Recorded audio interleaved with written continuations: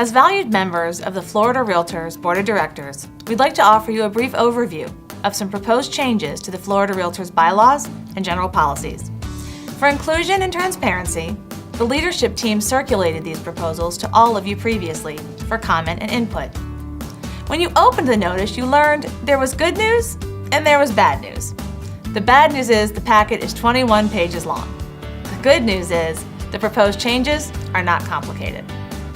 The proposed changes involve 3 areas of our governing process: elimination of the nominating committee and replacing it with a credentials committee, an amendment to how the board obtains a majority of votes for the winning candidate, and finally, clarifications of the bylaws and policies regarding the qualifications candidates must meet in order to run for and serve in elected positions. You see, for the past few years, there's been an ongoing conversation about ways to improve our governing process. Work groups have met, recommendations have been made, and after careful review and debate, the proposal is to eliminate our nominating committee and replace it with a credentials committee. The proposed credentials committee would review the applications of candidates and confirm or deny whether they meet the requirements to run for that specific position. If they are deemed qualified, they'll automatically be placed on the ballot. If they're deemed not qualified, they'll have the opportunity to appeal to the executive committee for further review. As these changes were researched, the idea of contested elections continually came up in conversation.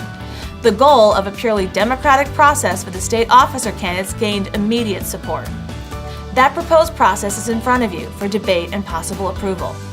The proposal would simplify the process, and if approved, the leadership team plans to launch new and innovative ways for candidates to connect with all the voting directors across the state. There is one exception.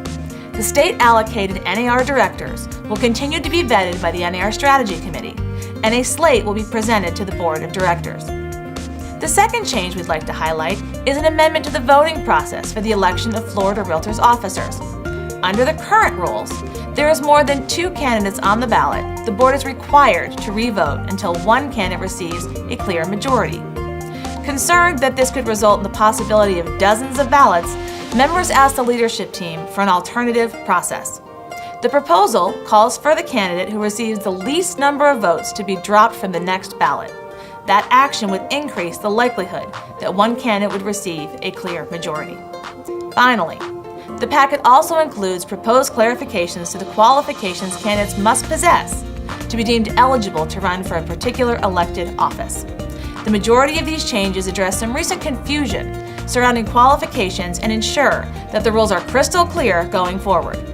In addition to the clarifications, there are a few other tweaks to governing documents, such as the rights of applicants for a district vice president in the event a merger occurs during their candidacy. We understand that 21 pages can seem overwhelming, but once you sit down and review the packet, we believe you'll find things are easy to understand. Thank you for the time you'll take to prepare for the upcoming Board of Directors meeting. On behalf of the 2018 leadership team, we applaud you for your service.